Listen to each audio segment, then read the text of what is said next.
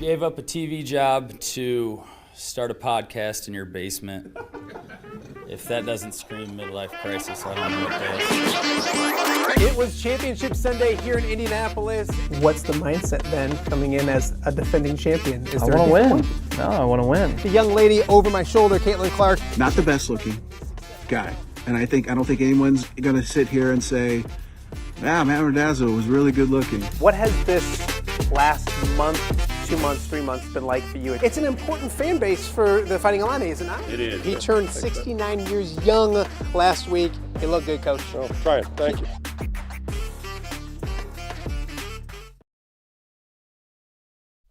Welcome to Off the Air on a Wednesday. It is Wednesday, January 29th. Thank you so much for joining us. A lot to get to on today's show, a jam-packed show to get to today. We mentioned it's Wednesday, which means it's also Wildman Wednesday. It's a tradition we've started. We're now going on our third straight week. It's my former mentor, my good friend Dan Burich, chatting sports like he used to do on K-Jack and so many different venues here in the Quad Cities. Today, our main subject is going to be a Mount Rushmore of the Quad Cities. Now, I guess I stole this. I did see something on Facebook, so I have to give Craig DeFries, I think Don Doxey on there and a few others, some credit because I think they started this on Facebook. I didn't know that until after speaking with Dan yesterday, but it's a fun topic to talk about. So is Madison Keys on it? Who actually is on it? Dan Burich coming up in just a matter of moments. Speaking of Madison Keys, it was a special weekend at the Australian Open for the Rock Island native. We will be joined by Tim Baldridge in studio here about 10:45. He's going to be with us to talk a lot about Madison Keys, a younger Madison Keys. He coached her from about the ages of 7 to 9 right here in the Quad Cities. So Tim Baldridge will be along in just a little bit to talk about Madison Keys and so much more. And then in hour number 2, super excited to be joined by Trenton Wallace, the former Assumption and the Assumption baseball standout and the former Big Ten pitcher of the year. He's already down in Florida starting an early spring training. Last year he made it to AAA, so he's knocking on the door of the big leagues. We'll talk to Trenton Wallace, a newly engaged Trenton Wallace as well. A lot to catch up with Trenton Wallace in the second hour of our show. If you missed yesterday's show, make sure you go check it out. Had a great conversation with Kevin Tippett, one of high school football's best coaches, one of high school football's good guys as well. Kevin stepping down at North Scott at the end of last season after 18 very successful seasons. So we talk about a lot of memories with Kevin Tippett, if he's done coaching or if he might possibly coach again, and what a new coach can expect at North Scott next season, because the cupboard is far from bare when it comes to North Scott football next season. If you're watching us right now live on YouTube, we appreciate that. Hopefully you have subscribed. If you have not subscribed, please do so. Tell a friend, tell 10 friends about what we're doing here in the Quad Cities, trying to build this local daily Quad City sports show. We're off to a pretty good start. We would love to see that continue. We're also on all of the podcast platforms as well. And over the last couple of days, I've had people say to me, but what about Apple Podcasts? Are you on Apple Podcasts? Well, we are on Apple Podcasts, and trust me, that helps. Our numbers have grown immensely over the last week or so. We appreciate that. So we are on Apple Podcasts. We're on iHeart Podcasts. We're on Spotify. You name it, we're on there. So make sure you check us out. Follow us, subscribe, do all the good things you need to do for the podcast side of things as well.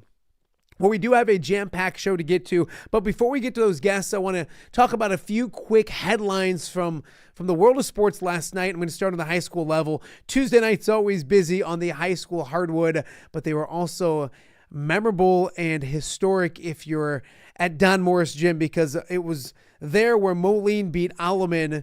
No surprise there with the score or the fact that the Maroons win, but it's Sean Taylor winning his 151st career game in the Western Big Six.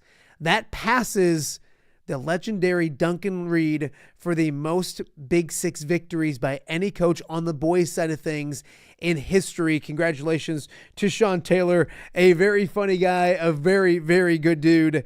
We had him on last week on the show, so if you missed our interview with Sean Taylor last week, make sure you go check that out. A lot of great insight from Sean Taylor, so that's on the YouTube channel and on the podcast platforms as well. Over the MAC, two marquee matchups on the girls' side of things. It was Central DeWitt knocking off Pleasant Valley, so the Sabres picking up a marquee big victory. We had Ron O'Brien on last week as well, so I don't want to say that we're good luck to these people or these coaches, but a big victory for Ron O'Brien. And we had Alex Johnson on last week as well from Sherrard, now that I speak of it, and they happened to beat Rock Ridge last Friday night as well. So maybe off the air, a good luck charm for high school coaches before they have a big game or two. So Ron O'Brien and Central DeWitt getting a big victory and a good basketball game against Pleasant Valley. So congratulations to the Sabres. They stay in the lead in the MAC on the girls' side of things. And really good matchup between maybe two surprising teams at George Marshall Gym. It was Davenport Central and Davenport North. Davenport North wins that one. They're now 9-2 in MAC play. Marquez Davis doing a fantastic job with the Wildcats. A little more high school talk coming up later this week right here on Off the Air. Also, college-wise, it was the Iowa women winning their second straight game. They knocked off Northwestern in a battle at Carver Hawkeye. It was 85-80, your final in that one, of course.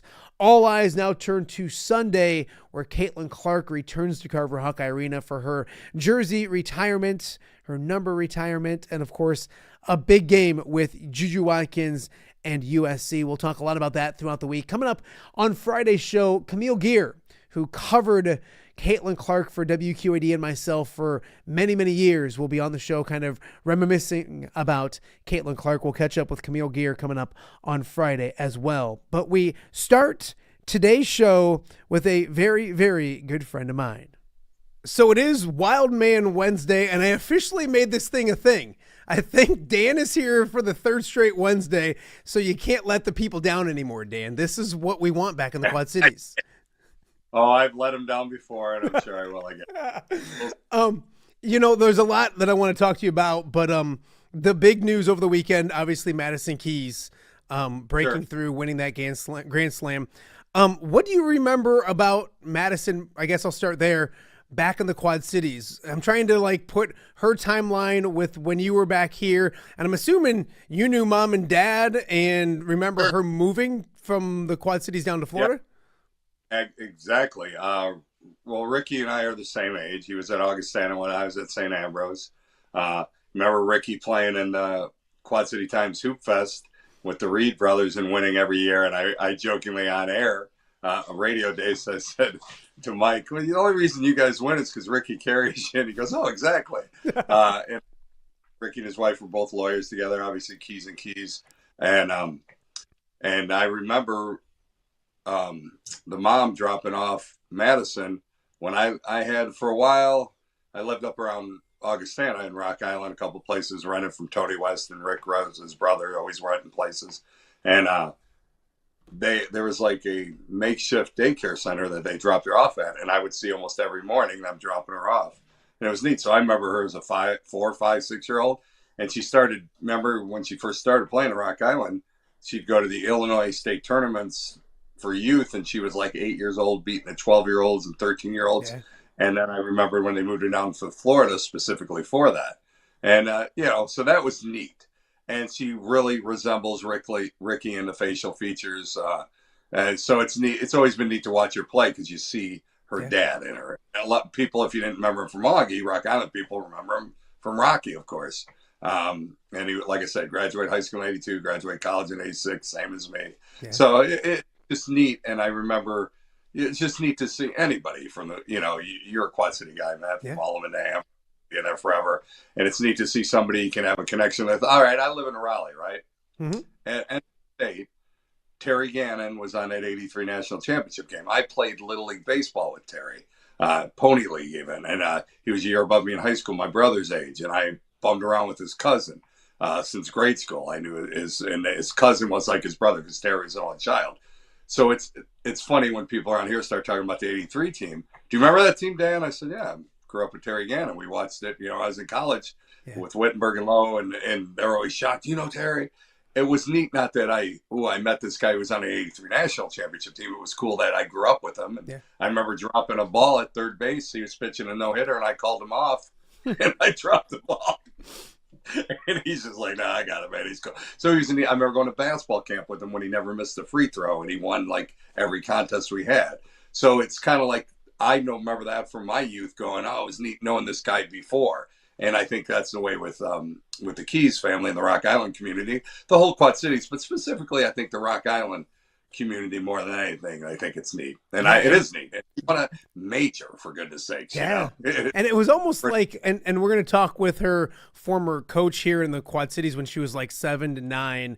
Tim Baldridge is going to be on the show here in just a little bit, so excited to talk to her a little bit more about that, or to him a little bit more about her. But I remember her coming back.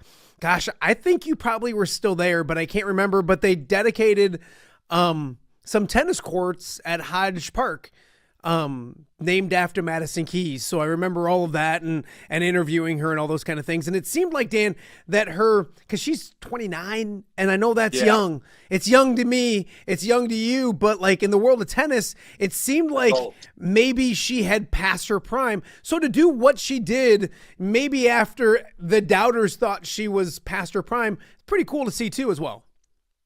Unfortunately, she probably is past her prime, but it doesn't mean she can't hit her pinnacle and be a better player because of, her strength or her veteran know-how. Yeah. But, physical prime probably past, but maybe not a tennis prime, but it's going to be a short window. But I don't care. You win a major, She, it was neat because she has been around a while. You remember when she kind of broke on the scene as still a teen. Yeah. 10 years goes by quickly, and all of a sudden you're pushing 30. It's both, right? Is she past her physical prime as an athlete? Probably. Right now, with women, it's usually a little bit earlier. Guys at the prime might be 27 to 32 in baseball. And football, depends what position. Mm-hmm. But who knows? Maybe she can sneak out a couple more. The cool thing is she knows right now, at this point in time in her career, she can play with anybody in the world because she beat the number 1 ranked player and the number 2 ranked player back to back, and the 1 player was a 2-time defending champ. So she knows she can play with anybody right now. Yeah, her coach is her husband, and I think that's a kind of a new foundation that maybe you just mentioned, Dan, physically maybe past her prime, but mentally or knowing the game a little more, maybe just entering those good years of her career. Not that the years previous were bad. I mean, she was ranked 7th in the nation, or in the world. But weird. It's like boxing and some of those individual sports. You can be, think about it. With Joker, not Joker NBA, Djokovic, Federer, and Nadal, Andy Murray, who's been the 4th person during this 10-year run? You can be the 4th best. Yeah. Say Andy Murray, maybe I don't follow tennis as closely as a lot of people, but say Andy Murray's been the 4th best guy for 10 years. But those 3 are unbelievable. Yeah. So for her to be 10 is still remarkable, but it's hard in those individual sports. It is so hard to break through when you have the greats and the legends to go up against. Okay, so I had a few people ask me in recent days, and it sparked me thinking. And then I talked to a mutual friend of ours, John Marks, today, who thinks he knows everything. I don't know if you knew that, but we talked about the the Mount Rushmore of Quad City athletes. Sure. And is Madison Keys now on that? And it's hard because you could take individual sports and do a Mount Rushmore for basketball, Mount Rushmore for football, all those kind of things. So to put it all together for a Mount Rushmore of all sports, but I think she is. And you mentioned like a Don Nelson and a Roger Craig. Those were like the three that kind of stood out, kind of helped me figure this thing out. What would be your Mount Rushmore of Quad City athletes? Well, I'm going to give a couple of sports writers, aside from John, credit. Craig DeVries posted that, I think, immediately. I mean, you probably saw Matt on Facebook. Don Doxey was contributing a lot. And, Don wrote the book on the Four Horsemen, Elmer Layden. Mm-hmm. And he threw his name out. Craig wrote Nelly. And it was funny. People were like, how about Don Nelson? I'm like, to defend Craig, he wrote Nelly at the end. And I forget who he had. But he said, is she on it? And he included Don Nelson, and he didn't put Roger Craig, and he wrote, I'm forgetting somebody. I said, you got to be kidding me. Roger. See, I didn't read all of this. I didn't read the beginning part of it. So this is great. Okay. So Roger Craig, to me is because 3 touchdowns in the Super Bowl, 1,000 receiving, rushing, plus what he did at Nebraska and Davenport Central, setting state records. I think, from Davenport, and actually lived in Davenport. No knock against Madison, but she did live Rock Island early. Mm-hmm. She didn't win state titles. So I think that kind of attributes it to it. I think Nelly, because he played at Rock Island, obviously, then went to Iowa, and what he did with the Celtics, and then went into coaching. I think two obvious ones to me, just to me, Don Nelson and Craig are the 2 obvious ones. After that, and I threw out Todd Hamilton, I said, it's going to be upset. And, because you're talking about winning a major, right? Yeah, like and Oquawka, it's. I know it's not Quad Cities, but it's. Go back to viewing areas, Dan. It's our viewing area. So yeah, I can see that. And me being a former wrestler, and I was just at my daughter's wrestling meet tonight, so I got that top of mind. 2, I'll throw out, and I could throw out Pete Bush, who was a national champ at Iowa, a state champ at Davenport Assumption. But I'll throw out Matt Lackey, who was a 2 to 3 time state champ, at least 2 at Moline, helped him win a title, a national champ at Illinois, another Alleman guy who finished 2nd in the nation 2 years in a row in college, and then went to at Michigan, and then he made the Olympic team, but they boycotted Mark Johnson. Yeah. So you start going, is it Matt Lackey? But Mark Johnson was the Olympic guy, but don't forget Pete. So those are 3, and I know I'm forgetting other people, and Bettendorf people are coming in. Somebody mentioned Militich, and I love Pat, and he was a UFC champion, what he did in coaching, like Don Nelson. But then there's other Bettendorf people who say, well, Pat never won a state title, when he wrestled. So you go, are you talking just pro level? You'd have to say Nelly, Roger Craig, maybe Madison, and I'd say Todd Hamilton with the major, but I don't know if we're counting Oquawka. Then you're looking at Gene Oliver. You're looking at Dean Stone, right? The baseball players who made it. Mike Butcher, Decker. I know I'm forgetting probably Mike Bush from Northcott. You've had some Major League Baseball players. And in a weird way, Gene Oliver, when he was with the Cubs, I remember as a kid he was backing up Ernie Banks and backing up Randy Huntley.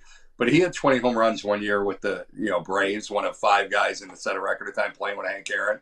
So you start going, are the baseball players in the mix? Are you listing just pros? That's why I put Roger and Nelly, because you got to think high school in the Quad Cities, check, college, check, and pros. Those 2 are gimmies.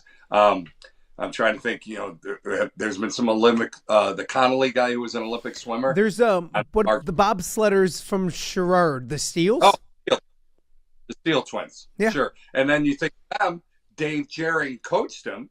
And Dave Jering was a state champ at Davenport West, an All-American at Iowa State. He's a chiropractor still in the area for Palmer, and he was the coach of those bobsled teams who got Steele. So do you put the one Steele kid in, or do you put Jering in? There's a lot. It's just great. It gets you thinking about the whole history of some. Michael Nunn was a world champion, of course, because I mentioned Militant. And Nunn was an alternate behind Virgil Hill, I think, on the Olympic team, but on the Olympic team.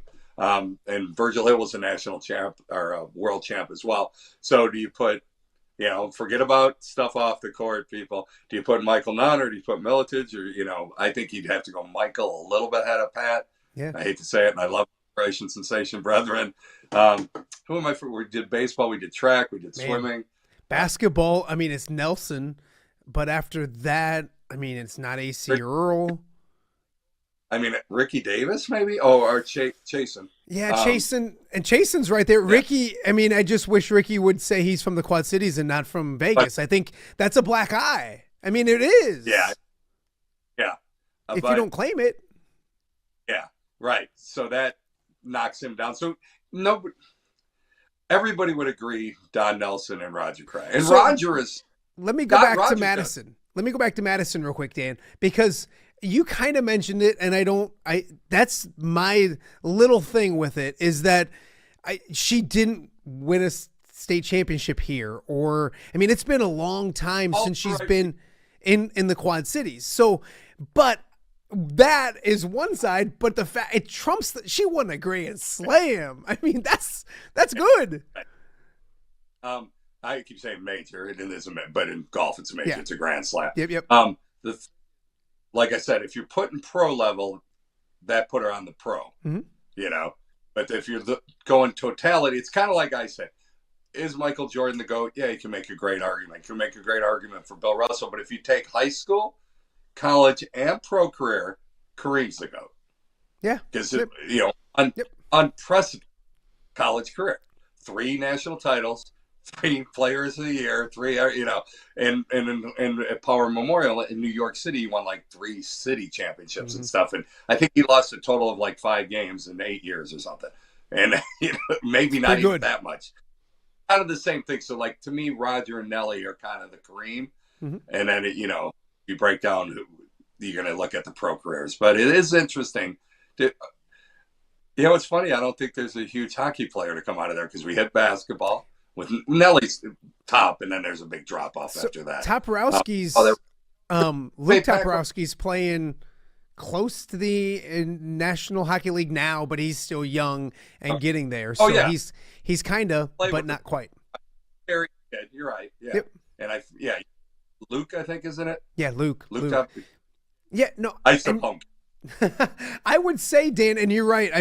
When I was going through it, it's no doubt Roger and Nelly. Nelson. And then Madison's got to be on it just because of the fact of what she did. If Zach Johnson was from the Quad Cities, he'd be on it, even if he didn't win high school stuff here. So I get that. And then it's just, I think the 4 spot's up for grabs. And I think it's a great debate to have, which makes this kind of stuff fun. You mentioned baseball, and later in the show we're gonna have Trenton Wallace on, and you remember his dad coaching for so many years, still coaching at Augustana, but Trenton's in AAA now, and he's one step away, so he's up later on in the show.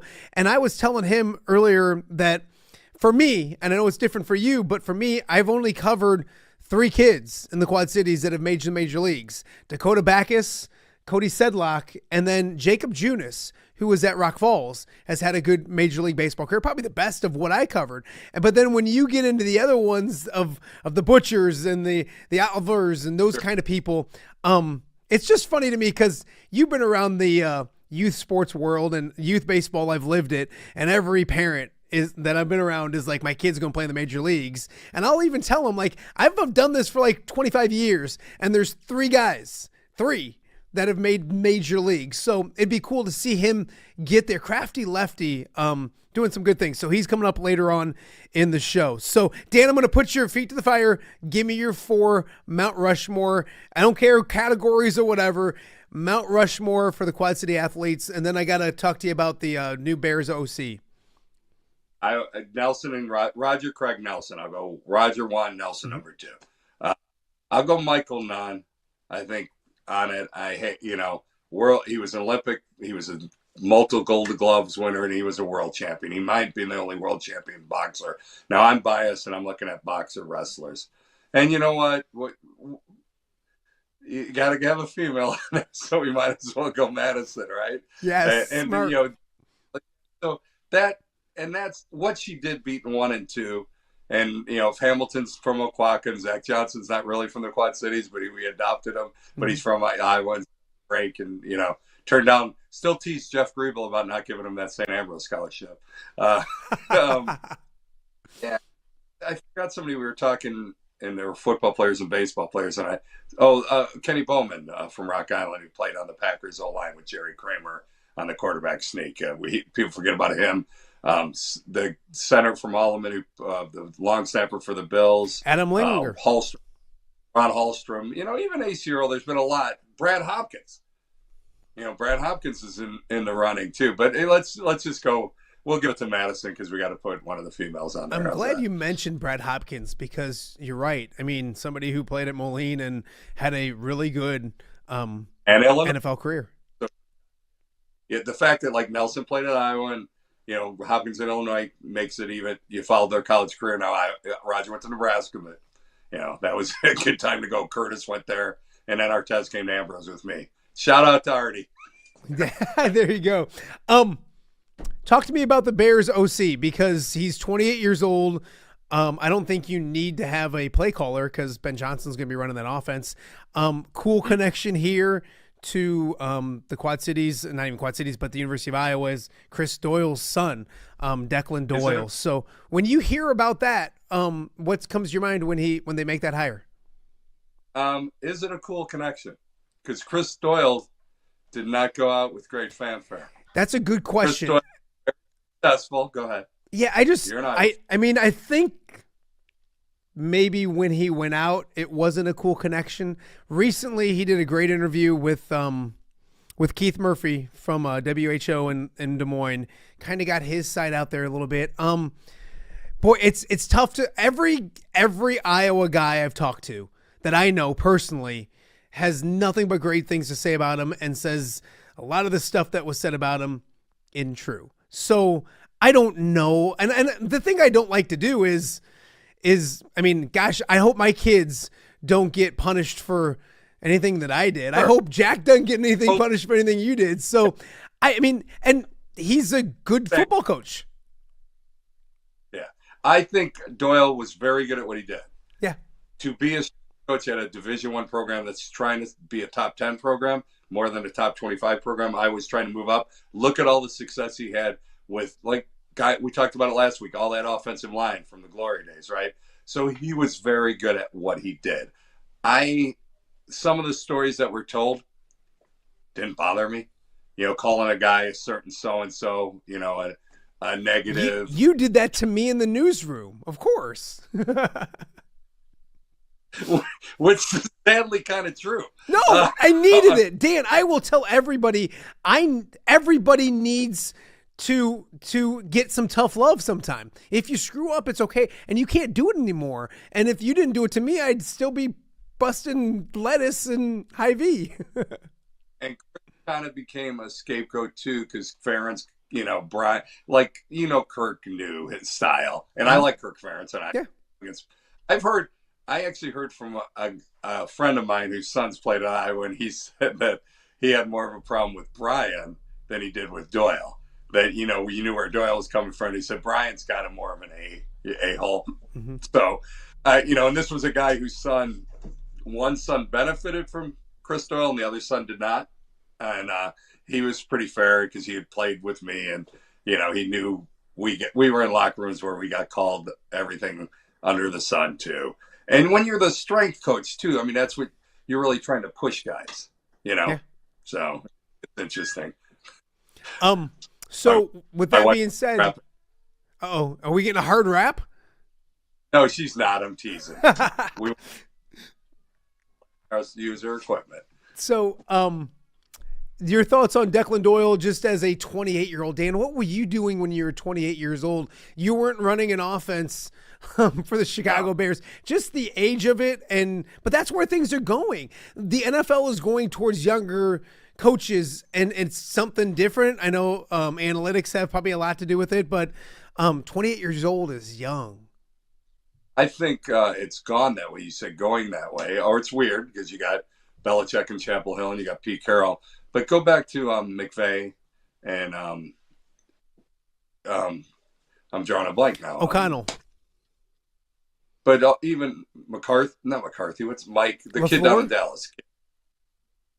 So the younger coaches, it started with, I think, McVay with the Rams. Wasn't he? He was in it as the head coach. I think he was still in his 20s. And probably was 35. he 30 yet? I think he was 35. A little bit. And, we just watched the Bills. And those guys all took over pretty young. So I think the trend kind of went younger a few years ago, and now it's going back the other way.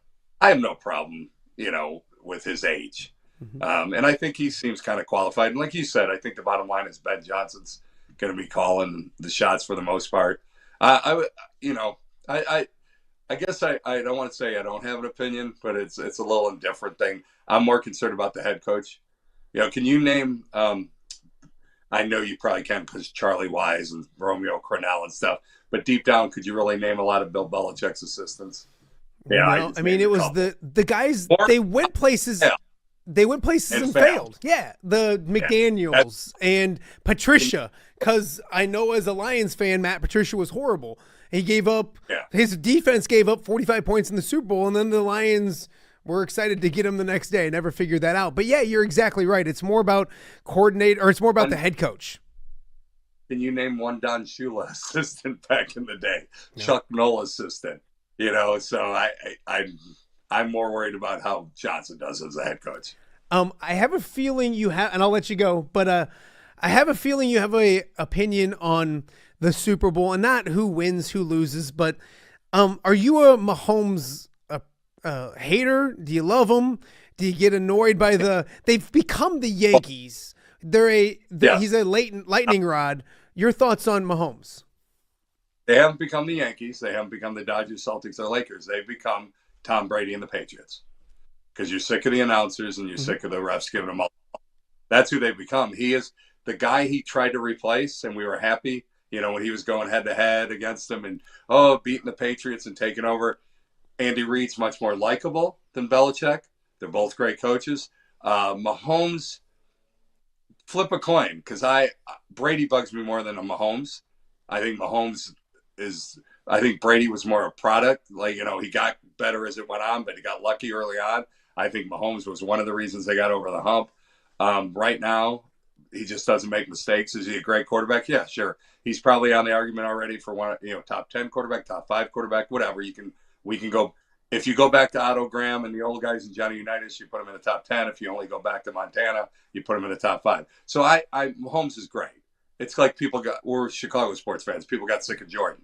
Same thing. He was great, but there were a lot of people who rooted for Karl Malone or Clyde Drexler or, whomever against him. Charles Barkley, for that matter. So is there a fatigue factor? Yeah. But there is, I'm sorry, even against the Bills, a couple of those first downs. You go, that looked like a first down to me. Do a lot of calls seem to go Kansas City's way? I think more people are sick of Kelsey and Taylor Swift than they are of Mahomes, actually. The whole Kansas City bandwagon. My family can't stand that part of it. Okay, go back to the initial question. You mentioned Marks earlier. I remember Marks and I were on Merton's show, and it was the year Tampa Bay played Oakland, or whatever the Raiders were back then. Yeah. And Jerry Rice and they had all the star power, but Tampa had the better defense and the better running game. And Tampa blew them out in the Super Bowl. So you look on paper, you always say go defense and running game, historically in football. And a lot of people look at the quarterback, but I say go historically, I think it's defense and running game. So you think Philly, the way their defense is playing, but Kansas City has a better coach, maybe a much better coach, and a better quarterback. Jalen Hurts, though, played his butt off a couple years ago against Mahomes. So should Philadelphia win in the way they've been playing lately? Yeah. But if it's close, what did I read something? Mahomes is like, in those playoff situations, he's 7-0 when he has to go down in the last couple minutes and get a field goal or take it in overtime and get the win. And Brady throughout his career was like 6-11. He was Montana like 7-2 or something. He has never not done it. So could it come down to Mahomes and Andy Reid and Kansas City being a better coach team? Yeah, in a close game. But really, if you look at it, Philadelphia, I think with their defense and their running game, should win. It's two. I just gave you two answers, right? But just way Philadelphia. But then again, Baltimore had the better running game, in the AFC. So if you just look at that, the only team that had a better running game than Philly this year was Baltimore. We'll dissect it a little more next week, the actual game itself, because I'm making you come back next week. But you said Merton's show. Jim Mertens had a show. Yeah, it was 6:30 newscast, wasn't it? I think. Yeah, I don't know if it was called the Jim. No, it was. Show. I'm just being a smartass. Of course, you let him use your set. Remember, you let him use our set to do a show. It was great. Great. I want to backtrack on one quick thing. Obviously, the officiating is a thing, and I always I'm torn by it, and maybe you can help me because it is annoying. And you're right. There's some spots that shouldn't be spots, and they continue to be spots. But I can think back to, and I'm not saying Jordan ever, but great players get the benefit of the doubt. So where am I at? Is it because he's a great player, he probably gets the benefit of the doubt, or is the fix-in, which I'm not a big fan of, I'm not a conspiracy theorist when it comes to, the NFL making sure a team gets to a certain place. Yeah, Jordan got calls. In basketball, it's easier. Magic got calls, Bird got calls. It's always been kind of historic that, and LeBron's got calls. So it was more obvious. Does Mahomes get some calls? Yeah, Brady got some calls. The irony to hear Brady saying that, they protect the quarterbacks too much and stuff. You're going, really? Half these rules were invented for you, Tommy boy. The only good thing if the Chiefs win, Brady's calling the game. Isn't it on Fox? Mm-hmm. Yeah. Isn't Brady calling the Super Bowl? Yep. How fun that Brady will have to sit there and watch Mahomes three-peat and do something he hasn't done. That would be kind of interesting. It's worth the price of admission. We'll talk more in the Super Bowl next week. Dan, I have sponsors just beating at my door for this segment. So this thing's going to take off. It's going to be huge. And I have I'm not sure if you probably don't watch, but Pat Angerer comes on Mondays, and he does a segment called Angerer Management. And I made an open for Angerer Management. I'm in the process of making an open for Wildman Wednesday. So next week we'll debut the open. Andy McKay's helping me a little bit with that, getting me some old video. So we'll have a Wildman open. Before we know it, you're going to be moving back to the Quad Cities. This is going to be great. I got to ask you, does Pat still live in Bettendorf, though? Or does he move back to? He lives in. Yeah, he lives in. Bettendorf. It's the Bettendorf School District. I think he technically lives in Davenport, but yeah, he lives right back here in the Quad Cities, and that's cool. And he was great. He was defensive player of the year in high school at Bettendorf, played at Iowa, and I think if it wasn't a high school sweetheart, it was a college sweetheart as well. Yeah, right? Married a high school sweetheart. He proposed to Mary after the Orange Bowl, like on the field after they won the Orange Bowl in 2009. And he's still involved. And I remember talking to his brother down at the Y when Pat was in high school. Hey, wow, man, see my brother play, and I'm his dad. And so that's neat that there's a guy. Hey, he may be knocking on that Mount Rushmore. He's now the color commentator for Iowa football on the radio. So, here's what I'll tell you. And one of these summers when you come back with the Bics or whatever, we'll make sure he comes out and has a beer with us. But Dan Burich and Pat Angerer would get along quite nicely. You guys would enjoy it. Like I said, I remember being older, talking when Pat was in high school, and with his brother. His brother lifted at the Y when I was lifting down there, and we'd always talk about football. His dad, his dad Cliff is the best. So yeah, trust me, I remember seeing a young Angerer, and Furlong had the big line. The Bettendorf defense getting angrier and stuff. He used to have fun. There it is. All right, he is Dan Burich. Dan, make sure you thank your lovely wife because I got to keep her on my good side. Right. And you do too. All right. We'll talk to you next week. He is Dan Burich. We got a lot more coming up on the show. As we mentioned, Tim Baldridge will join us in just a little bit to talk about Madison Keys, his memories of her growing up here in the Quad Cities. And then in hour number 2, we'll be joined by Trenton Wallace, former Assumption standout, former Iowa Big Ten Pitcher of the Year, now in AAA in extended spring training down in Florida. We'll talk with Trenton Wallace. A lot more to get to. You're watching Off the Air on a Wednesday. We will be right back. Hello, Dan Pearson here of FCA. Our team is thrilled to support Off the Air with our good friend Matt Randazzo. We share the view of the power of sport when it comes to relationships, including the influence of the coach. FCA believes the coach is the most influential person in America. Matt celebrates local coaches and athletes. His content is informational, insightful, and inspirational. Our Fellowship of Christian Athlete team loves partnering with Off the Air with Matt Randazzo while we engage, equip, and empower coaches and athletes in our 23 counties. FCA, the heart and soul in sports. View from the West, the podcast covering Illinois high school football. It's going to be a hard-hitting game. It's going to be great football. Weekly analysis and reaction from around the western side of the state of Illinois. This is the game we had circled when the year started. Follow along on YouTube and subscribe wherever you listen to podcasts. It's big-time football out there tonight, and I know we can play big-time football. You from the West. We got you covered.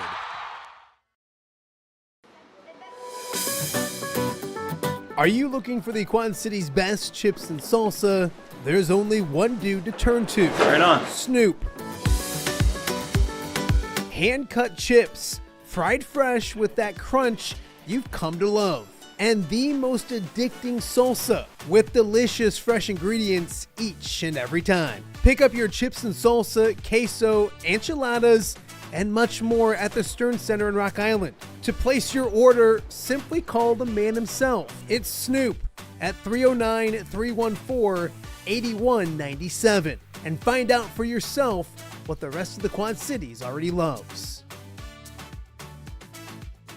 Welcome back to Off the Air. It's Wednesday here in the Quad Cities. Hump Day. Thanks so much for joining us. And if you were in the Quad Cities this past weekend, or if you're a fan of tennis in general, you were talking about Madison Keys. That's right, the Quad City native and the Rock Island native finally breaking through, winning that first Grand Slam of her career, doing it down under at the Australian Open. So I wanted to talk about Madison and her journey here on the show this week, and I found the perfect guy to do so. We're joined now by Tim Baldridge. He's the a tennis coach around the area, and you actually coached Madison when Madison was young here in the Quad Cities. Kind of give us the background of teaching a young Madison Keys. Okay, and first of all, I want to put a shout out to a few people that have been involved with Madison.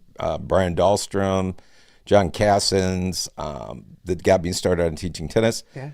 Dan Patrick now, he's my boss at the Hawaii Sports Center tennis. So I want to put a shout out to him and just thank God for the blessings that have come through tennis. Absolutely. Yeah. You got to know Madison as a young tennis player. When did you start working? And it's funny because it seems probably like yesterday to you, but how old was Madison when she started working and playing tennis with you? Yeah, and it's funny how it happens, because when you're a teaching pro, I was a full-time teacher at the time, but you'll get a phone call and someone will say, hey, there's this person that needs a tennis lesson. So I don't, why me? Praise God. But so yeah, that happened, and pretty soon I'm out working with her. Her parents were very involved, but very supportive, wonderful people. And right away I could see that she was special. I mean, you could tell she was special. So before too long, I was like seeing her do things that nobody did. And I had to figure out, so when they're young, when they're 7, 8, 9 years old, the main thing you're trying to do is make sure they have fun, because then the feet are going to move, and then you can do fundamentals. Yeah. So make sure they have fun. Then the feet are going to move. They're going to enjoy themselves. And then the fundamentals, they're very important. So I had to figure out tricks to do that, and working with her. One thing that really worked, she loved the Bernie Mac show. So I would watch the Bernie Mac show before I went to her lesson sometime during the week, even if it was like 10 minutes worth, just because I knew I had something to talk about. She would start serving, and I'm like, I just have to keep her serving. I'd remind her to loosen her grip. She'd squeeze too tight on her grip or something. But mostly I was like, I can't mess with this, So it was the kind of thing where I was just going to mess it up if I wasn't careful. So I get her talking about the Bernie Mac show, and she'd serve forever. Yeah. And so that was fun. When you, when did you, and you kind of mentioned, have fun, the fundamentals will come. But fundamental wise, could you see it early? I mean, some people obviously got to learn the game. Some people are just naturals. Was she a girl that came in and you're like, yeah, the fundamentals are God given? Yes. It was like amazing. And so much so. And so I think the worst thing as teaching pros we can do is talk a lot when there's really nothing to talk about. So there were times, there's certain things like on her backhand, she'd be late, getting ready, things like that. But mostly it was just trying to make sure she had fun. Once again, at that age, you just want them to have a lot of fun. So one thing I would do at the end, I would call it the run me around game. If you do it, if you do all these things, then we'll do the run around game. And she'd call it, I want to do run you around if I forgot about it. And so what I do, she didn't want to stay back, which her new husband is fix that. She's staying back so much more and being patient, I should say. But it was funny because at the time, she just loved to come to the net. So I would play, and guys at the window would be laughing at me, my friends that played tennis, because they're like, she's beating you. And I'd have to go out there. The game is I have to hit right back at her. She's not beating me, you know. But it was funny. It was really fun. And she was hitting overheads pretty much automatically. Barely had to work on that. Swinging volleys out of the air, which at that time, you know, was early 2000s, that we weren't teaching that. Yeah.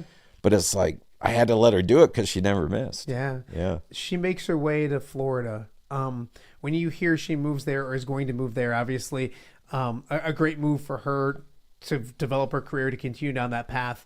But it's a big jump of faith. It's a big leap in faith. When you hear that and then watching her go on her journey, your thoughts as she left and she went and she continued to grow down in Florida. Yeah. Well, we had never seen anybody make the pros before at that level. So I thought she'd play for Stanford. I saw you had Jason Randall on recently. Yeah. So she was like that, really smart. And I thought that's what she'd end up doing. You know, she'd go to Florida and get a great scholarship at a big school.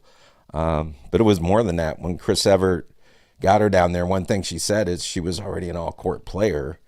And so that was a compliment. Yeah. But also they had to fix her backhand, something I did wrong there. So, you know, it was a perfect world. Yeah, they must have done a good job with it. So fast forward a little bit more towards recently. And I guess we'll start with just watching this past weekend, and watching her break through. And it's funny because, boy, I think it was 2018 I read. That's when she was her highest ranked in the world at 7. And she was playing great tennis, but she never broke through at that level at a Grand Slam. Right. And I don't know if there's a window and your window's passed, but in tennis, it felt like for some that maybe that window had passed. To see her kind of prove doubters wrong and to do what she did this weekend, what goes through your mind? First of all, just thinking about how she would be impatient. You know, she just didn't like long points. And her husband now, his coaching, whatever he's saying, is amazing, because she's a totally different player as far as that goes. And you just see her feet moving, you know, so much more, and not giving up. And she never has that look like she's panicking. Yeah. In the last, well, she's won like 14 straight matches, I think, right now. Pretty good. For this year. So whatever he's doing is working. I mean, it's been fun to watch. Yeah. Are you watching it this weekend? Take me through that final point, you watching or whoever's watching, and what goes through your mind, because obviously 7, 8, 9 years old is now a little bit ago, but there's a lot of stock put into that. And I know you've been cheering and watching and keeping in touch and keeping following what she's been doing throughout her entire career. Yeah, to be honest with you, I slept all night and I just wanted to look at my phone in the morning, because there's going to be a bunch, there'll be several texts telling me, yay, or whatever happened. Yeah. And that's what I want to see. And then I'm going to watch it. Yeah. So I get nervous. I'll be honest. Did you go back and watch it? And yes. When you did, how enjoyable? I do that with sports sometimes too. It's always fun when your team or your vested interest wins, and you know that already. Kind of go back and probably a little more leisurely watch, knowing you knew the result of what happened.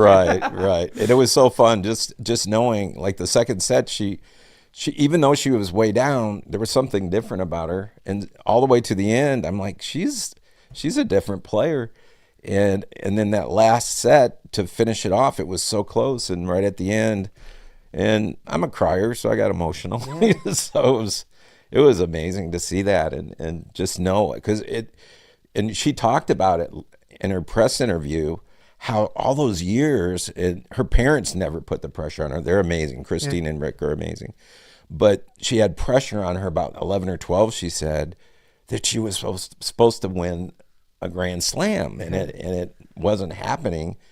And so she's over the hill, it's all done, and then this weekend she wins a Grand Slam. So can you talk about over the hill, because and some people, because how old is she? She's 29, which is crazy. Yeah. And that's a young pup for me. But in the world of tennis, that is getting older in your career. Can you talk about that? And then also the dedication of a young lady to, ignore those doubters and obviously to beat the player that she's beating on the stage that she beat her on. It's something impressive. Yeah, for sure. And something happened with her. I'm sure her work ethic was different. But if once again, go back and listen to the press conference, because I didn't know all of this either. She talks about therapy, and she says how everyone should be in therapy, and she said it changed everything. She was only doing therapy for sports, but then she went to, the more wide open therapy that we'd all go to, and it really changed her. And then her husband just somehow became a foundation. Yeah.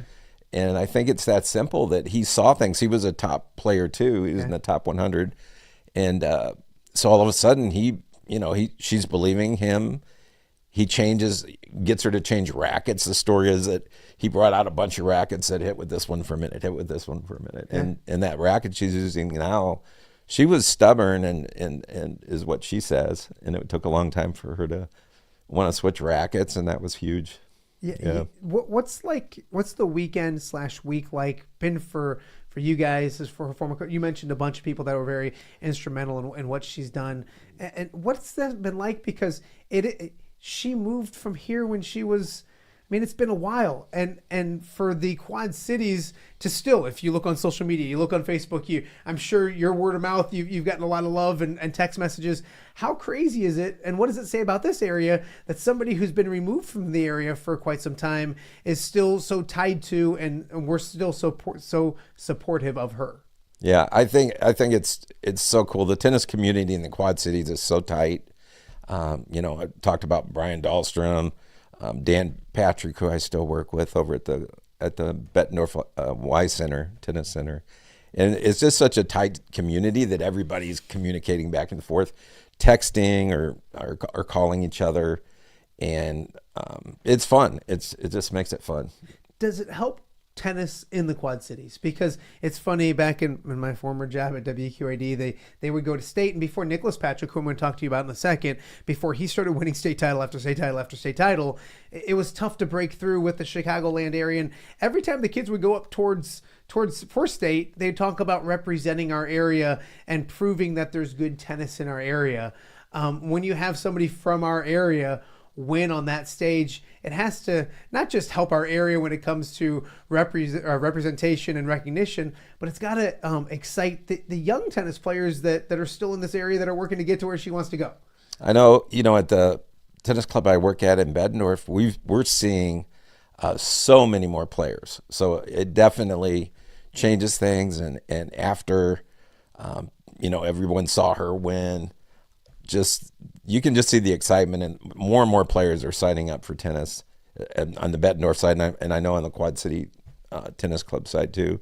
So it's fun, and I think the kids get inspired by that, because until this happened, no one believed you could be that good to come out of here. We had a lot of Division I players that came out of here, but most of them were doctors and scientists and didn't even play tennis in college. So they could have been Division I.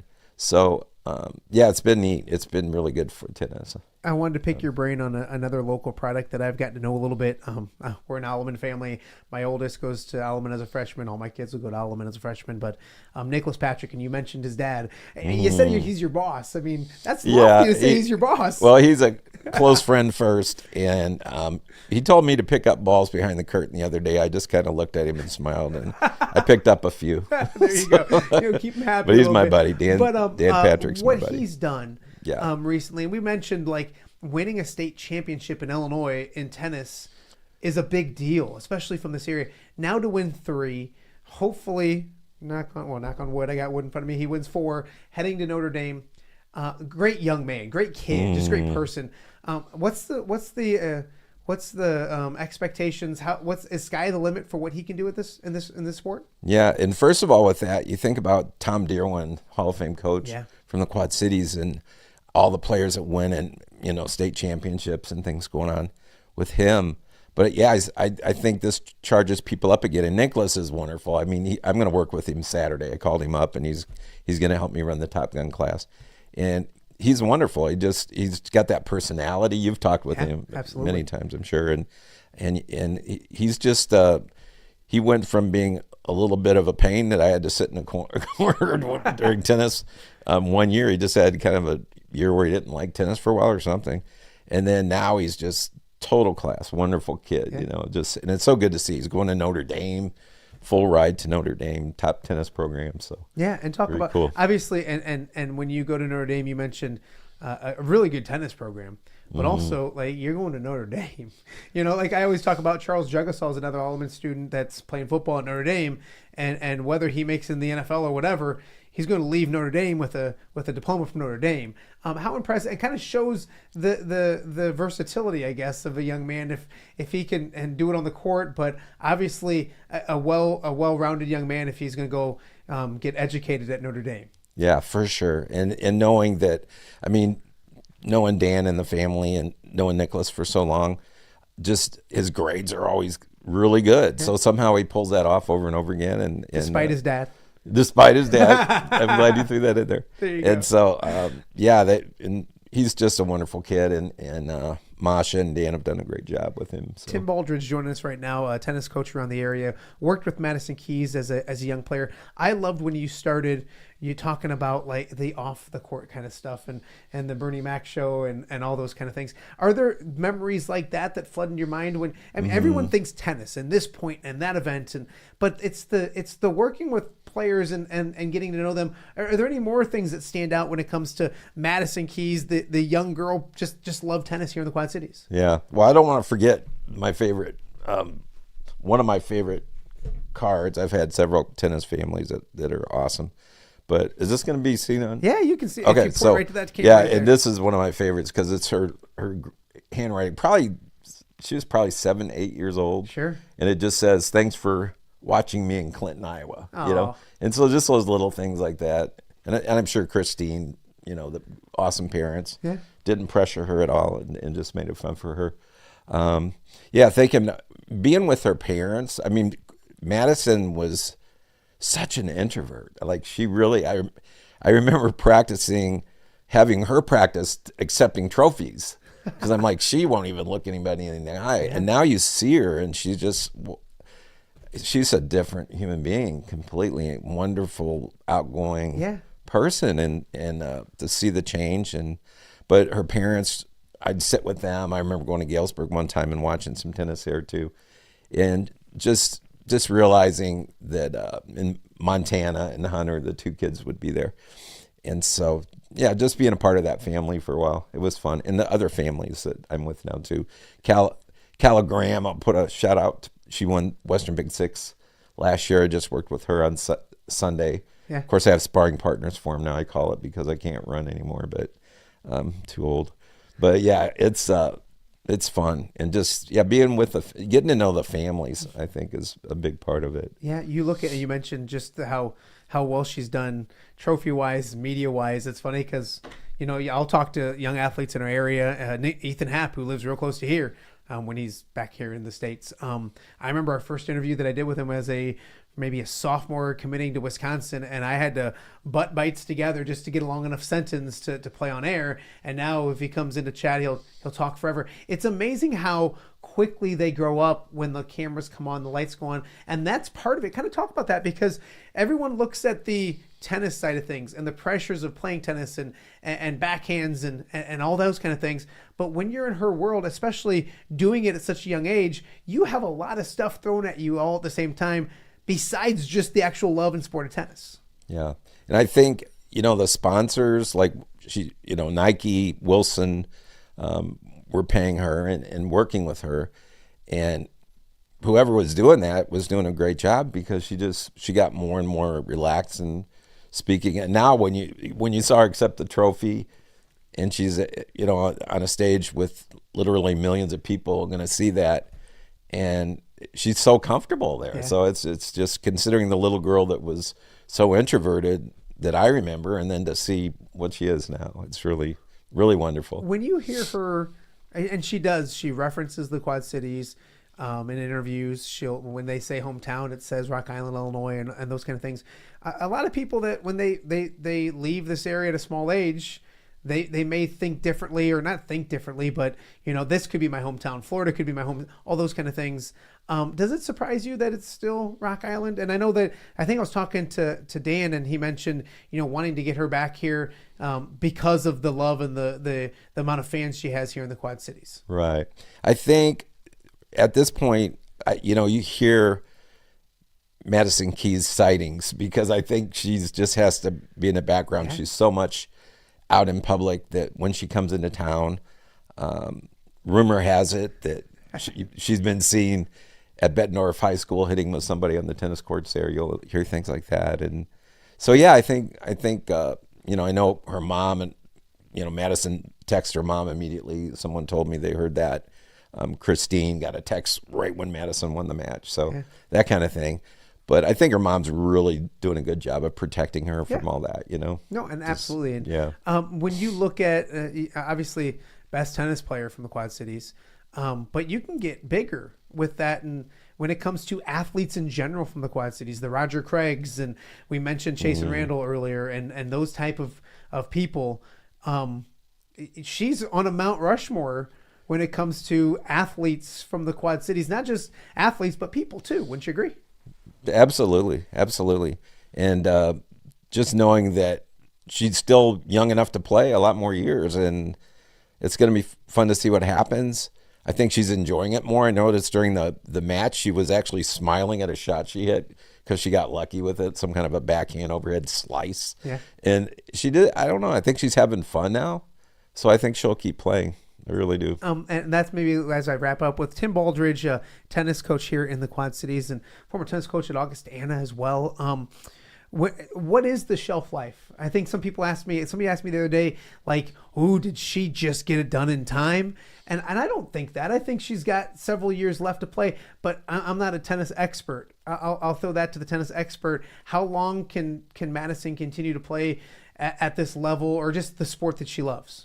Yeah, I think it really comes down to, and I think I said this earlier, if the feet are moving, if there's fun and the feet are moving, it's really that simple. If she's having fun, she's going to keep playing.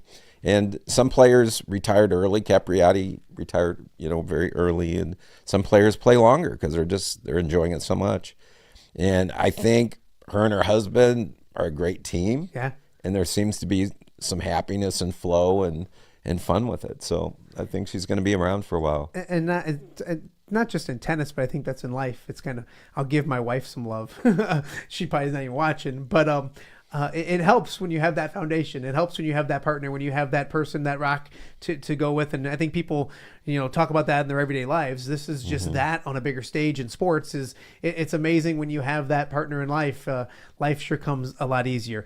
If you're a tennis player in the Quad Cities, or just a young person, if you're watching and you're a parent and my kid picks up a racket all the time and loves to play, what would you say to them to get into the sport of tennis? Because it's not a mainstream sport here in the Quad Cities when it comes to basketball, baseball, those kind of things, but it's a popular sport in the Quad Cities. And I think sometimes I'll hear people say, my kid likes tennis, but I don't know exactly what to do with him. So what would be some advice or some things that you would tell someone if they have a young person that just loves the game of tennis? Yeah, I would say make sure they're having fun. Like, my granddaughter's 5.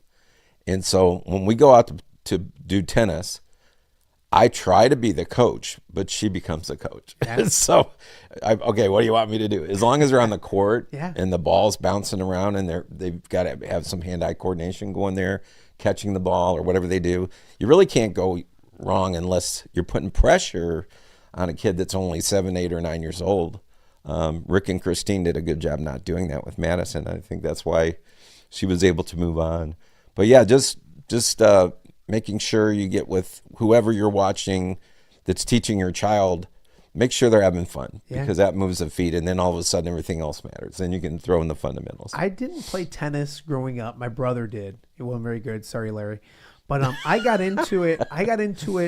Out of college. I would go up to Mama K Park with a buddy, and I really enjoyed it. And now I'm going to ask you kind of a weird question, but now I really enjoy pickleball.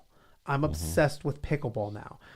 Some similarities, obviously, to the game and all that kind of stuff. Are you a pickleball player? Do you like the game? Have you played the game? Or are you one of those people, and I don't know how tennis people look at it. Do tennis people not like pickleball because it takes away from tennis?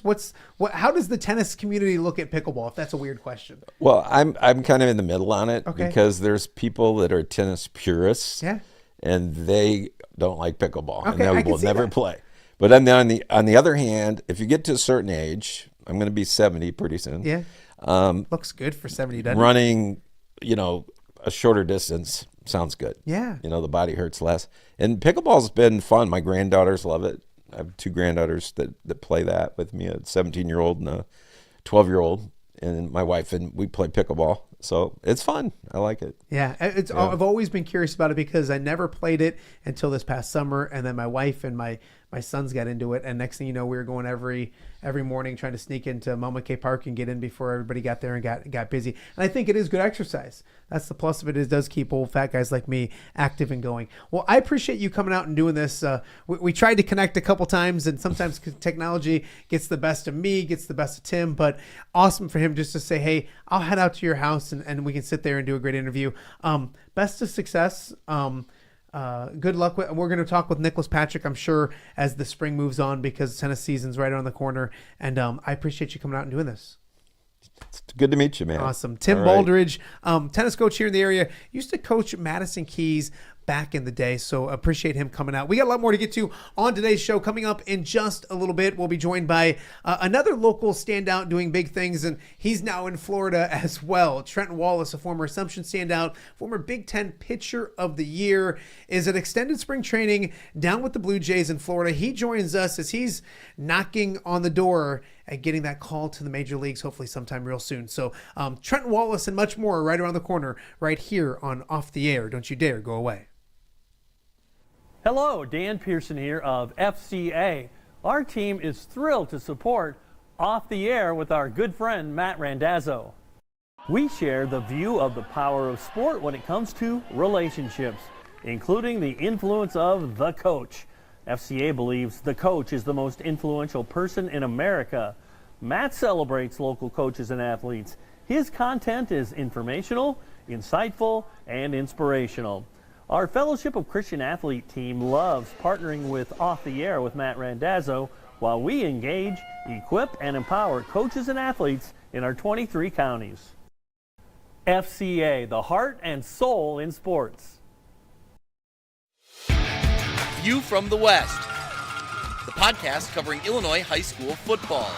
It's going to be a hard-hitting game. It's going to be great football. Weekly analysis and reaction from around the western side of the state of Illinois. This is the game we had circled when the year started. Follow along on YouTube and subscribe wherever you listen to podcasts. It's big-time football out there tonight, and I know we can play big-time football. View from the West. We got you covered.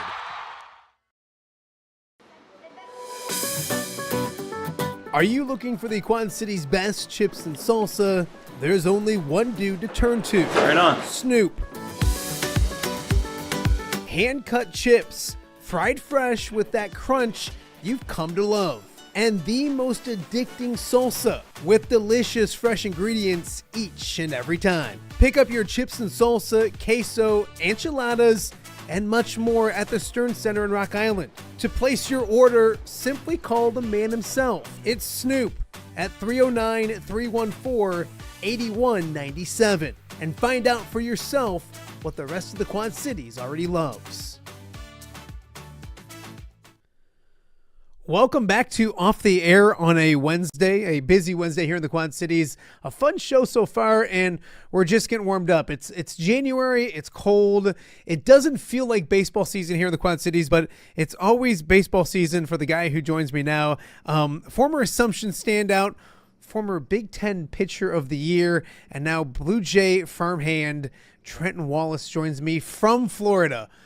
First and foremost, you're a lucky man being in Florida. Extended spring training. What's the plan in Florida, and what are you up to in the Sunshine State so early here in January?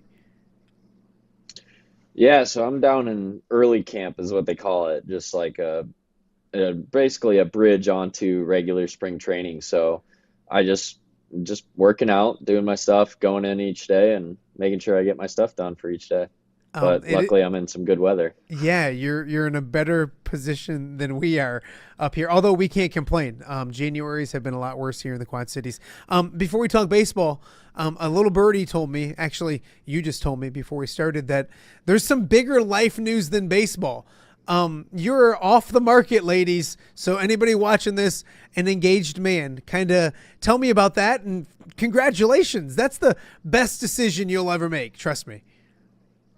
Yeah, 100%. Yeah, we got me and my now fiance Taylor Westling. We just got engaged last Wednesday down in Dallas, and it was a good time. So we're happy and finally ready to move to that step in life. So that's awesome. That's awesome. And as you do this baseball career and you're moving here and there and promoted and all that kind of stuff. Talk about that for her, because being with a baseball player probably isn't easy, but on your end of things, a supportive partner in life is something to go through this journey with together. I'm sure is something very beneficial. Yeah, she's super supportive of what I'm doing. I mean, it takes a different mindset, I would say, to be able to handle minor league baseball. I mean, it's just a different animal. I'm gone 7 months, 8 months of the year, sometimes 9 if you're going to all these camps. And just the amount of support, I can't thank her enough of being there for me on the long nights or the long weeks. I mean, even when you're going through bad outings or just a bad month in general or something, and just you're in a little funk, she's always been a rock. And that's something that's really important to me. I mean, life outside of baseball, you don't want to bring baseball into your life outside of it. So it's like she's able to kind of bring me back to reality every once in a while and keep me going and understanding that it's a game. Like at the end of the day, I'm playing the game. Yeah, absolutely. Absolutely. Joined now by Trenton Wallace, former Big Ten Pitcher of the Year. And Trenton, when you look at this, you've done some good things throughout your early professional baseball career. Kind of talk about where you're at. I know you finished last year at AAA. Kind of talk about where you're at and where your career has gone so far. Yeah, so I started in AA last year to begin the season. And then after about 16 starts, I want to say, I moved up from AAA, ended the year there. I had a good year. I was coming off of a rehab season where I was in rehab the whole off season. It just kind of was difficult coming back and jumping right into things. But I think moving forward and what I had this season was really myself and really grateful to be able to be given the opportunity to be one step away, even under the circumstances of maybe not having my A game each time out, but I competed really well. You talk about the A game, and I think that's something, and I don't know because I'm not a good pitcher at any level, but you have to be ready to do this when it's not your best stuff, and kind of talk about that, because it may be learning more how to pitch than just get by on talent. Is that something that you've continued to develop over the years after leaving Iowa and heading into the professional ranks? Yeah, I mean, you got to be able to turn the page, and you can't keep bringing the negatives aspect. I'm a coach's kid. I like to be very nitpicky and all right, I had a good game. In the eyes of other guys, I had a great game. But then I'm sitting there sometimes looking at well, I should have gotten this guy out or that guy out before they got on base or got over to third base. And I shouldn't have been in that situation. So sometimes you have to be able to turn the page, and I give myself the 24-hour rule. If I have a bad outing, I get 24 hours from the time the game ends to analyze and basically whatever I think I need to work on, jot that down. And then after that 24 hours is up, I'm back to normal. I'm moving on. I've got another opponent coming up in the next week that I've got to prepare for. And I'm going to use what I just deciphered for 24 hours. I'm going to use that to my advantage going into the next week. you look at getting to AAA last year, what was it like getting that call? Because it's not the call, I get that, but as you continue to work your way up the ladder, that's a pretty big step. What was it like to get that call? And then those 9 starts in AAA, I'm sure looked a lot different than AA. You can see the ascension of talent as you go up the ladder as well, can't you? Yeah, 100%. And I mean, getting the call is always awesome. I've done it each year. Each year so far, I've gotten a promotion. I've gone from low A to high, high to AA, and then finally this year, AA to AAA in my first 3 full seasons. And it's a great feeling. I mean, you miss the guys when you're like, I played 16 weeks with the guys in AA, and you get promoted, you go to a whole new team. But you're also, it's hard to go back and forth between, like, I miss playing with my guys in AA that we started the year with, but also I'm doing what I want for my career. And the talent level is, the way I describe it between AA and AAA is AA is really talented, like a little bit younger players that are really talented. AAA is where you see the skill, the max level of skill. Guys are very specific in their plans, and they execute their plans way more consistently than guys in AA do. That's the only difference I saw. So like I said earlier, it's a chess game up there, I would say, more so. You gotta really think through things at times and make sure you're keeping hitters off balance, not letting them get to the pitch that they're hunting, or basically setting them up and trying to outthink them. Trenton, I've covered the area, the Quad Cities, for almost 25 years. And I always tell people, because my boys do the travel baseball, and I always get a kick out of the parents that, they're watching these 8-year-olds, 10-year-olds, whatever they may be, and they're going to be the next major league player.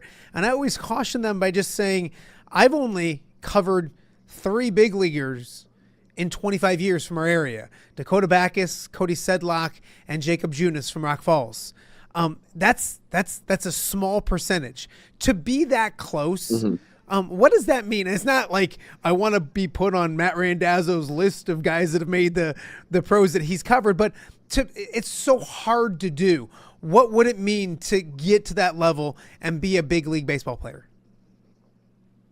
I mean, it's every kid's dream. I've always dreamed of being a major league baseball player since I can remember, honestly. I mean, I remember growing up around my dad's team when I was 5, 6 years old, and going to the field, and his players, obviously like college kids, 18 to 22 years old, all like welcoming and like encouraging me to like play catch with them for fun. And like, I just remember at that young age, I was like, this is what I want to do.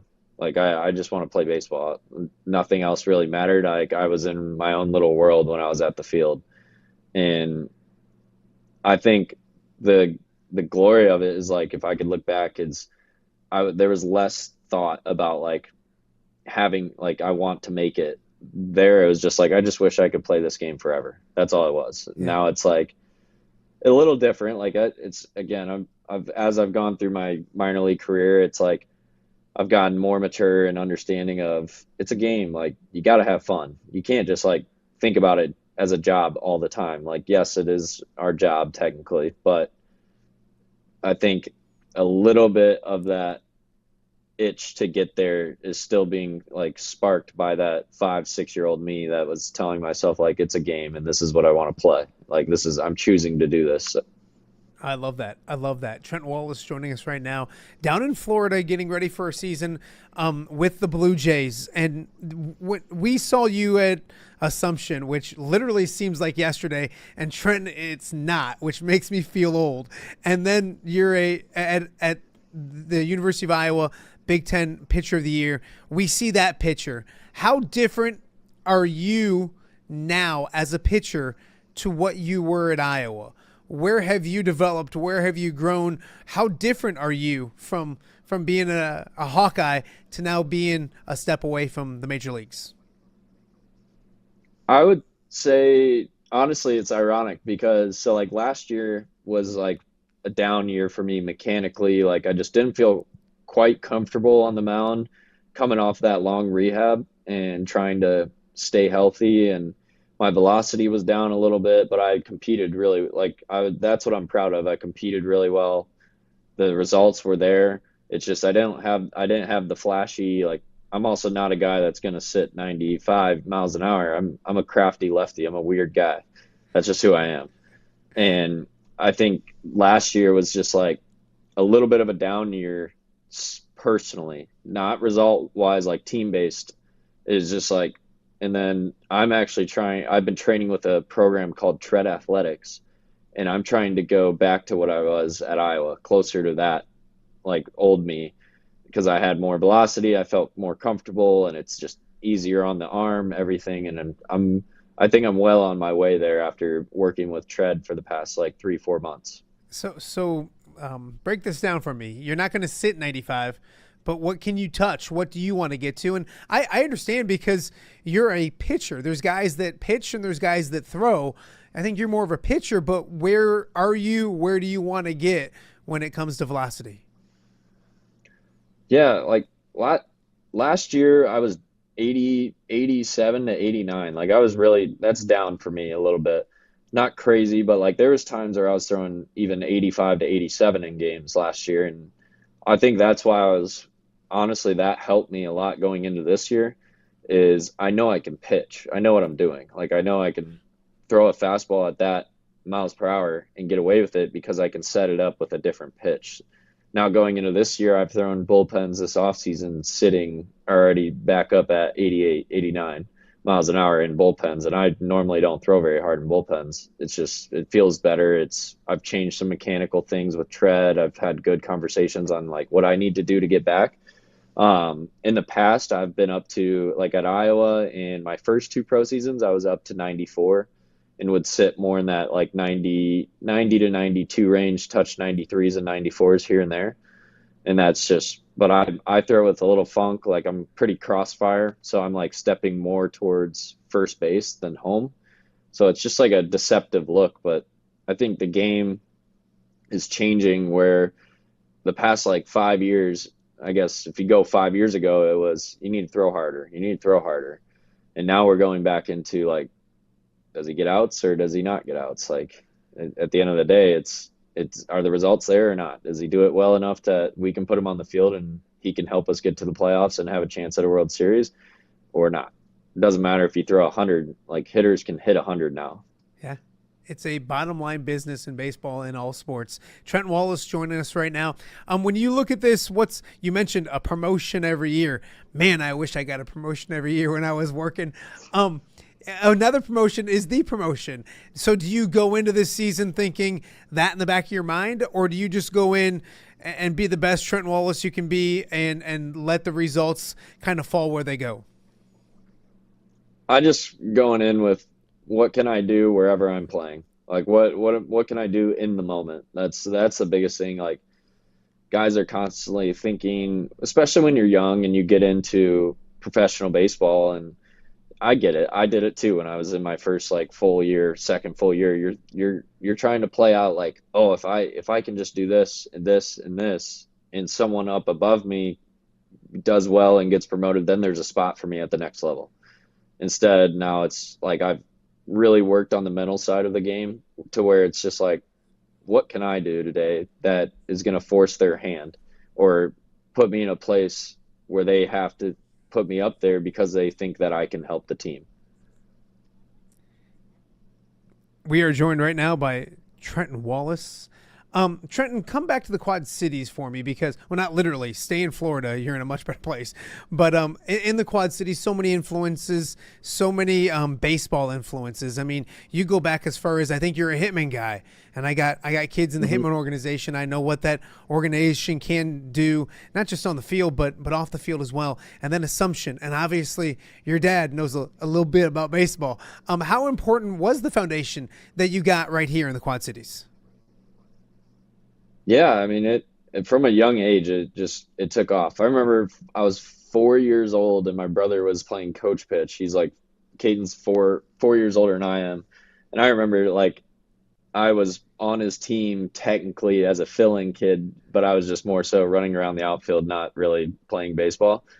But like, I just was always around the game. And I think that from a young age going through the Hitman organization. Well, I started with the Quad City A's. I switched to the Hitman organization. Jordan Rangel was my coach. Oh, Great guy. I'm sorry to hear that. No, I'm kidding. I'm kidding. Come Jordan on, and I go come way on. back. Jordan and I go back. Yeah. No, I love Jordan. Great Yeah. coach for me. Going through Assumption, multiple coaches. I mean, multiple coaches that helped me there. Coach Dilly, BJ Eater, Greg Tisson, Coach Argo, all of them. I mean, it's just like it's weird, like playing it out in my head of like seeing my own development, like thinking about it, like how long I've come from where I was, like just a little skinny freshman on the Assumption playoff when we were in the playoffs. I mean, we were at the state tournament when I was a freshman, and all the way to my senior year, we went back to the state tournament thanks to TJ Sycamore knocking us out back-to-back years. And then senior year, we got back up there and we won state again. And it's like, even just from that freshman year to my senior year was a crazy jump for us. Like our class as a whole, that team senior year, we went like 41-5. Just the development aspect is awesome to look back on. And then obviously going through Iowa, I made significant changes, and all the coaches at Iowa, sometimes it was a revolving door because all these MLB teams were just plucking them from us and just taking them away from us. But the biggest, Coach Heller, awesome, helped me out very, very much so on the mental side of the game as well, controlling myself, being in the moment, being calm in the moment. And then Marty Sutherland and Robin Lund.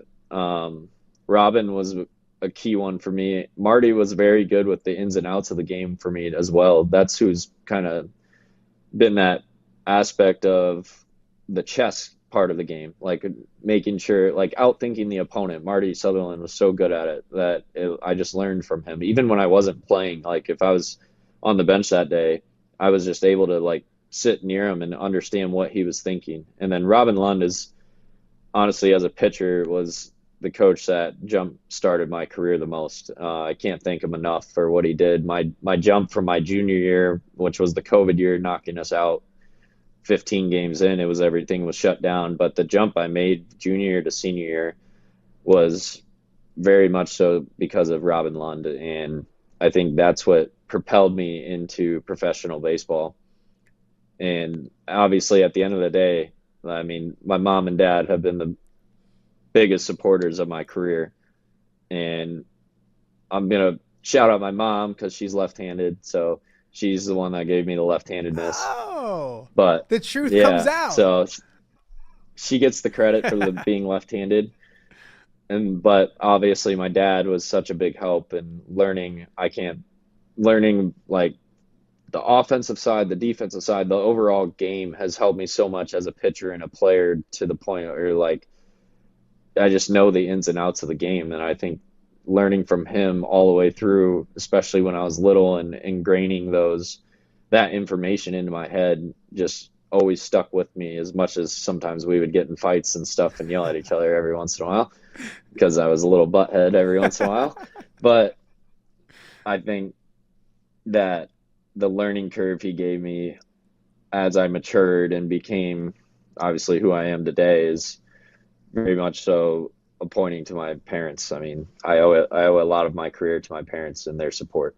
I love it. And mom's left-handed. The things you learn on Off the Air with Matt Randazzo. I tell you, this show is educating people over. A few more to get to before I let you go, because I know you're in Florida and a busy guy. You mentioned the Hitman organization and just travel baseball in general. And I got boys that do it, and we've taken trips, we've gone places, we've had a ton of fun. And I know there's victories that you remember, championships you remember. My oldest has a shelf full of rings and medals and all that kind of stuff. But I always tell my boys that it's the experiences maybe off the field that you're going to remember more than that bucket or boxes or 2 boxes or 3 boxes of medals. Is that the way it is as you get older now? Do you remember the stupid trips to Kansas City or to Nashville or hotel? I mean, it's about the camaraderie of the game that makes travel baseball, I think, kind of special, and it has nothing to do with the actual game itself. It's the teammates and the camaraderie as well.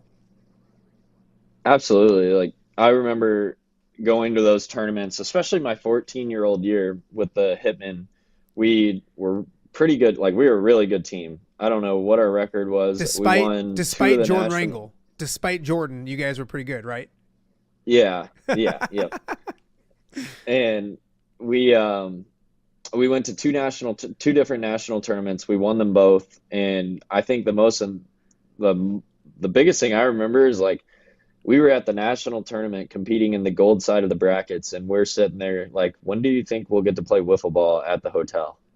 Like, you're just not really, you're just playing a game, and like, we're thinking about, oh, we get to play wiffle ball or go swimming at the hotel. It's just like, as I've gotten older, it's like that kind of goes away, but really not as much as people think. Like, my best friends are all my teammates. Like, it's just built-in friends, and obviously I've got best friends at home and stuff, but like on the road and stuff, it's very similar to travel baseball, living in hotels for a week at a time when we're on the road, or even back at home, you have a roommate in your apartment. So it's like, you remember a lot of the times outside of the field. I would argue even sometimes more than you remember the times at the field. Love it. Love it. Hey, remember, when you talk about best friends now, it's not just your teammates, it's your fiance as well. You got to lead with that every single time when you're getting in trouble. One more. I enjoyed covering you in baseball, but you were a dog on the basketball court too. Like, you could go, you could play, you could shoot it.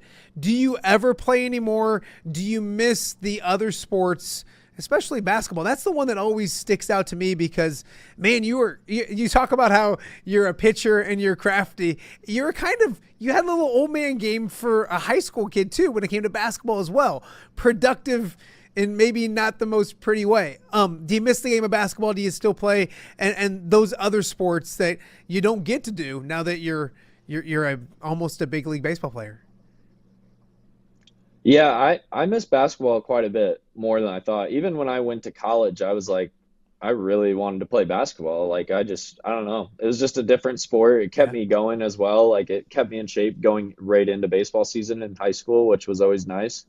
And now I'm not allowed to play. We're not allowed to play like pickup and stuff, which kind of stinks. Like, I like to compete, but like, I'll play pig or something, like just somewhere I can shoot around, but not like risk rolling an ankle or something. But I do golf quite a bit now. That's like the only one we can really switch to. But basketball in the high school days, I do miss basketball from high school. Oh, I lied, because now you've got me one more question. Growing up, and not just me, my boys, you can't golf and play baseball because it messes with your swing. Now, I guess you don't swing it anymore. But did you ever notice that growing up, or did you put the two together? Or you didn't do that kind of stuff? I never noticed it. I think you can golf and play baseball. I mean, I play with guys that are in AAA hitter. They're AAA hitters, and they go golf. Like, they'll go, some of them will go every once in a while, will golf in the morning and play the game at night. And I've seen a guy play golf in the morning and then go 3 for 4 at night. That'll work. So like, it happens. That'll work. Speaking of basketball, someone didn't believe that I could dunk the other day. Okay. And I have the video, my only one career dunk in high school. And I had the video on my phone, and you were the news anchor for it. Yes, I remember that. That's the only one? I only dunked one time in a game. Okay. Yeah. I love it. Yep. And you were the news guy. I love it. I love that. Hey, send that to me. I want to see it. When we get done, send that to me. I think that's pretty cool if you have that on your phone. I appreciate you because not just for doing this interview, but you're a great role model. People don't know this, but we go to the same church, St. Ambrose Parish in Milan. And you're a great role model for my boys. Every time you come into the church, they're like, hey, is that Trenton? He plays baseball and all that kind of stuff. So great role model for them. And then you've helped me out with my dad's golf outing. It's funny, the year you won the Big Ten Pitcher of the Year, You came out, you helped us out. It was fun. And you're like, yeah, I'd love to come back. And I said, I don't want to see you again at this event for another 15 years because you're going to be playing baseball for a long, long time. That's what you're doing. We love watching it. We're rooting for you here in the Quad Cities. We're going to keep a close eye on you. And hopefully we'll be talking to you about a promotion to the major leagues real soon. I appreciate you. Thanks, man. Yeah, I appreciate the call and having me on the show, and keep going with the show. I love it. I've watched a few already, so. I love it. He is Trenton Wallace. Major League Baseball right on the doorstep for him. AAA baseball right now down in Florida. We are going to take a break here on Off the Air. Got more to get to on a Wednesday right here in the Quad Cities. We'll be right back. Hello, Dan Pearson here of FCA. Our team is thrilled to support Off the Air with our good friend Matt Randazzo. We share the view of the power of sport when it comes to relationships, including the influence of the coach. FCA believes the coach is the most influential person in America. Matt celebrates local coaches and athletes. His content is informational, insightful, and inspirational. Our Fellowship of Christian Athlete team loves partnering with Off the Air with Matt Randazzo while we engage, equip, and empower coaches and athletes in our 23 counties. FCA, the heart and soul in sports. View from the West, the podcast covering Illinois high school football. It's going to be a hard-hitting game. It's going to be great football. Weekly analysis and reaction from around the western side of the state of Illinois. This is the game we had circled when the year started. Follow along on YouTube and subscribe wherever you listen to podcasts. It's big-time football out there tonight, and I know we can play big-time football. View from the West. We got you covered.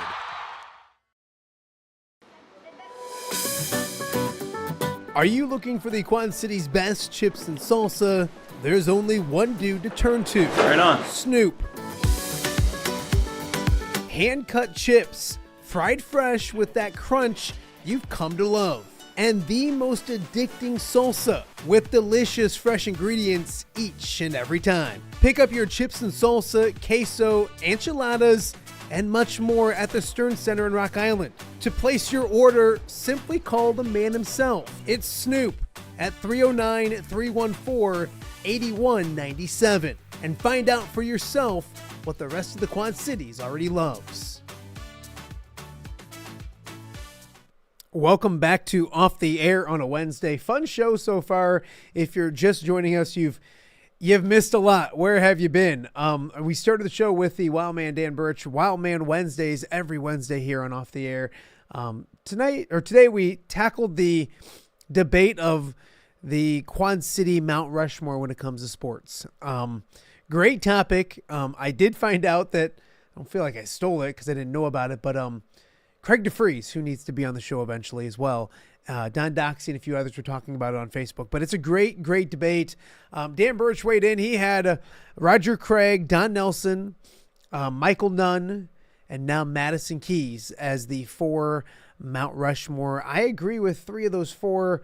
Michael Nunn is just a toss-up to me. Yes, makes sense, everything he did, and you can't take into account maybe things he did outside of the boxing ring. So others as well, a lot of great choices. So head to our Facebook page, my Facebook page, and kind of weigh in on what you think the Mount Rushmore of Quad City sports might be. Also, speaking of Madison Keys, we were joined by Tim Baldridge a little bit early on as well. Great to catch up with him. He coached Madison from the ages of 7 to 9 before she moved down to Florida, and just great to hear some cool memories of a young Madison Keys.